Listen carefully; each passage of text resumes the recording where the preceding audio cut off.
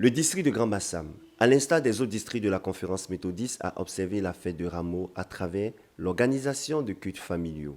Le circuit de Grand Bassam, particulièrement la communauté Éternité, a connu une ambiance exceptionnelle caractérisée par le partage de la communion aux fidèles à domicile par le révérend Vry Thierry, pasteur principal du circuit de Grand Bassam. Ce fut l'occasion pour le premier responsable du circuit de Grand Bassam d'exhorter le peuple de Dieu à plus d'ardeur et d'engouement à la prière et au jeûne. La Semaine Sainte, qui démarre avec le dimanche de Rameau, doit être une occasion pour les fidèles méthodistes de demeurer focalisés sur l'essentiel et de se conformer aux réglementations du gouvernement liées au Covid-19.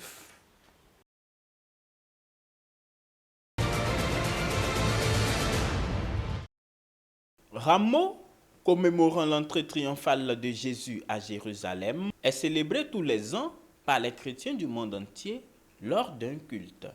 Cette année, la célébration de cette fête est particulière compte tenu de la pandémie à coronavirus. Les cultes se sont faits dans les familles, comme l'a demandé le Conseil des ministères de l'Église méthodiste unie Côte d'Ivoire.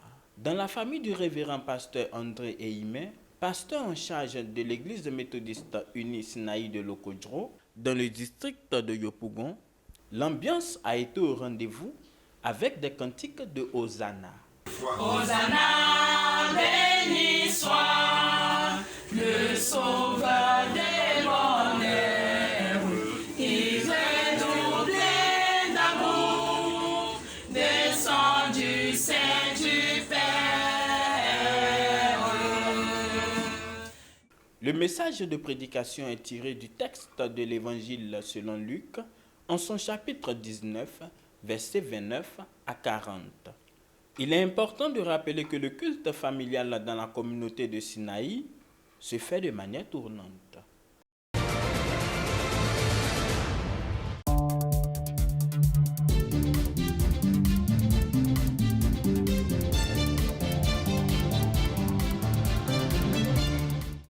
Chers frères, chères sœurs, le monde entier est actuellement exposé aux affres de la mort à cause de l'action dévastatrice du Covid-19.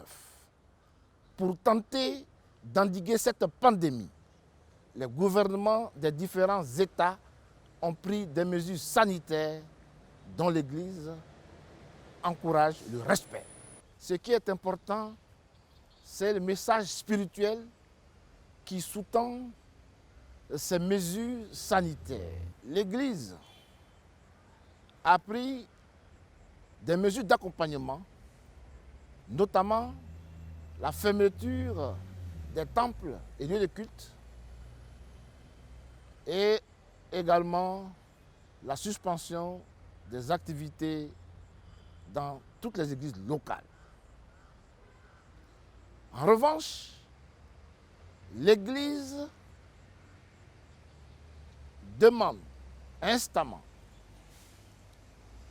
à tout un chacun de valoriser le corps en tant que temple du Saint-Esprit et de réinitier la cohésion sociale par l'observance du culte familial.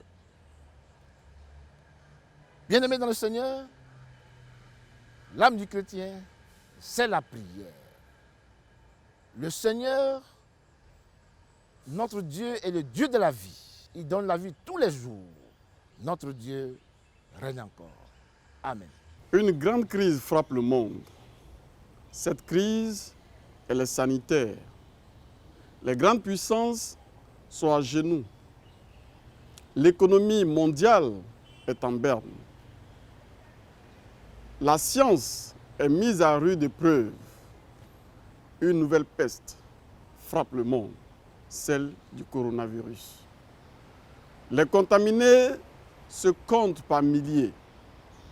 Les morts se comptent par milliers. Aucun pays n'est épargné. Aucune race n'est épargnée. Aucune tranche d'âge n'est épargnée. Tout le monde est concerné. Frères et sœurs, ça fait peur. Nous ne sommes pas dans un film. ne sont pas dans un conte de fées, ne sont pas dans un rêve, c'est une réalité. Le coronavirus, le Covid-19 qui frappe le monde, frères et sœurs, n'a pas encore de traitement. Il n'y a que les mesures édictées par les gouvernements qui nous permettent d'être pour l'instant à l'abri. Tout ce que vous avez appris comme mesure barrière, le respect de 1 mètre par rapport à son vis-à-vis, le port de masque pour se protéger, la possibilité d'éternuer dans un mouchoir ou dans un coude, le fait de ne pas s'attrouper, de ne pas dépasser plus de 50 personnes et toutes les autres mesures de barrière que vous avez apprises, nous vous invitons, frères et sœurs, à les respecter parce qu'en les respectant, vous vous mettez à l'abri de ce mal. Je voudrais vous inviter à cela. Il faut réellement se mettre à l'abri en respectant ces mesures. Elles ont été dites par le gouvernement, elles ont été relayées par l'Église, par le bishop. Il faut prendre cela au sérieux, il faut être discipliné. Mais en même temps, frères et sœurs, il y a une parole d'espoir pour nous qui avons accepté le Seigneur Jésus, pour nous qui sommes ses enfants. Il faut que nous placions notre confiance dans le Seigneur, bien entendu en respectant ces mesures.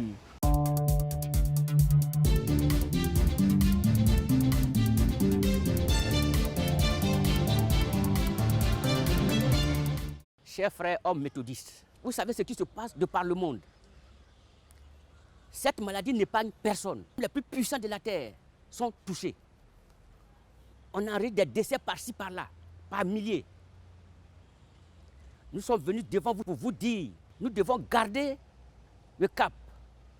Nous, les enfants de Dieu, nous avons un guide, qui est Jésus-Christ. Et nous sommes ses brebis. Et aucun d'entre nous ne doit manquer à son appel le moment venu. Donc j'exhorte tous les hommes à s'engager, à prendre les dispositions, à faire en sorte que cette maladie n'ait pas raison sur nous.